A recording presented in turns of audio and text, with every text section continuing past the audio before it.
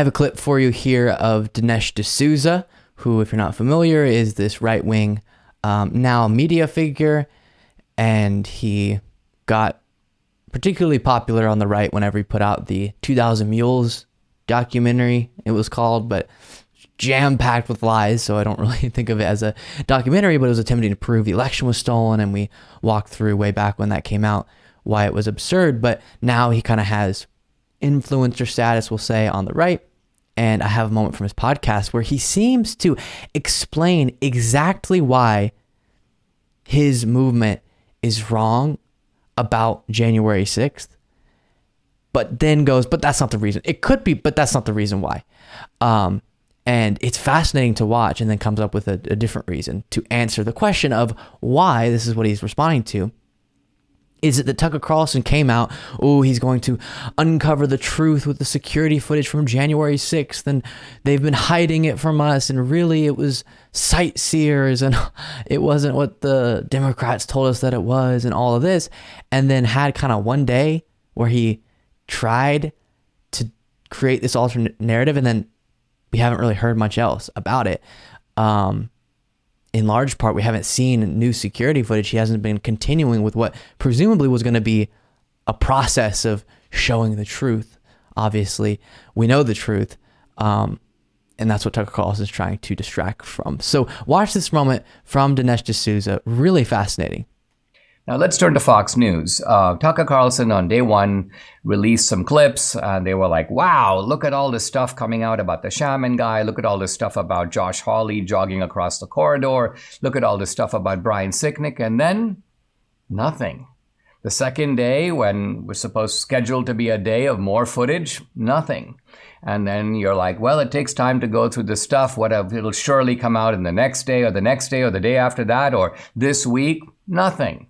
And it looks like that's it. It looks like I won't say the fix is in, but it looks like somebody dropped the hatchet on Tucker Carlson.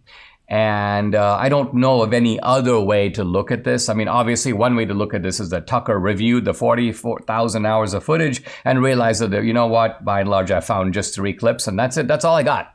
Tucker isn't really saying.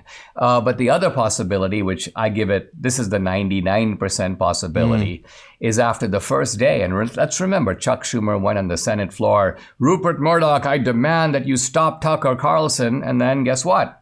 Somebody stopped Tucker Carlson. And who would have the power? Yes, Rupert Murdoch is very known for caring about what Chuck Schumer says. Power to do that. No, it's not even Suzanne Scott, the CEO of Fox News. These are orders that are coming from above. And that would mean most likely either Lachlan Murdoch, the son of Rupert Murdoch, who is sort of the de facto guy that people at Fox report to, or Rupert Murdoch himself. Rupert Murdoch, we know, is few. Okay.